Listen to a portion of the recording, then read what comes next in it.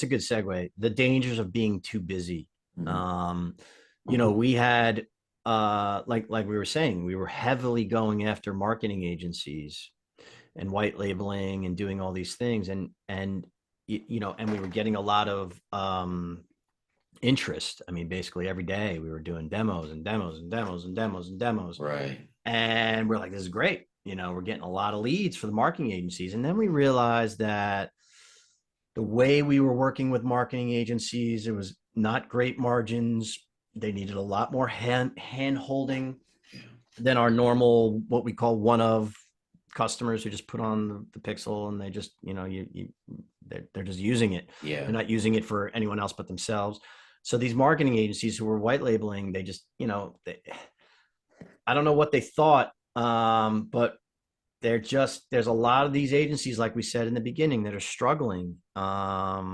And I don't think we would have pivoted if we didn't slow down, because we're like, hold on, no more leads for a few minutes, like no more demos really. Like Right. let's catch our breath.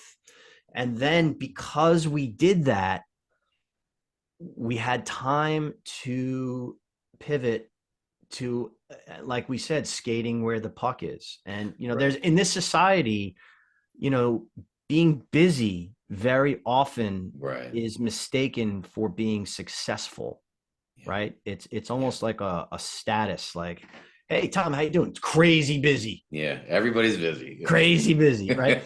And the drawback there is, if you are crazy busy, I mean, first of all, who wants to be crazy and I definitely look, I admire the people who are just relaxing, and Right. enjoying life, but that's okay.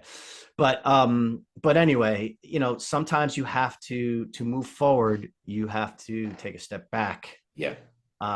to assess where you are, and go, take one step back and four steps forward, rather than take little steps and not really get anywhere. And that was happening.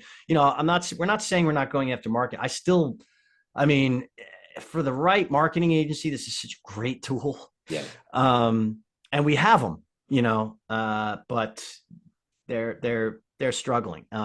Yeah, but Yeah.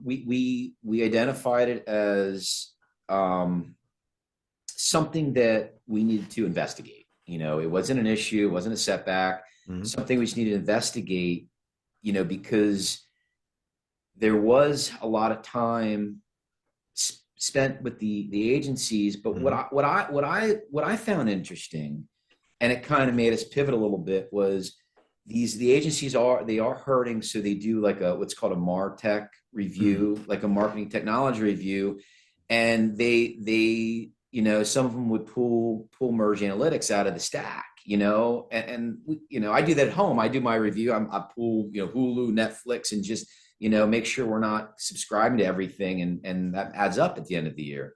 But what we discovered is that just because the agency was pulling it out of the stack, their clients still wanted MergedAnalytics. And what really rubbed me wrong is that some of the agencies didn't tell me that. Right. I had to go after the clients to say, are you sure you want this? They're like, no, we want that part. Yeah, we want this site analytics, Right. tool. We just don't want the Um, marketing agency. and what we were finding out is that the agencies were getting dropped, and then they And they were dropped throwing the parts. baby out with the bathwater. Yeah, Is that the saying? that is the Oh, saying. yeah, right.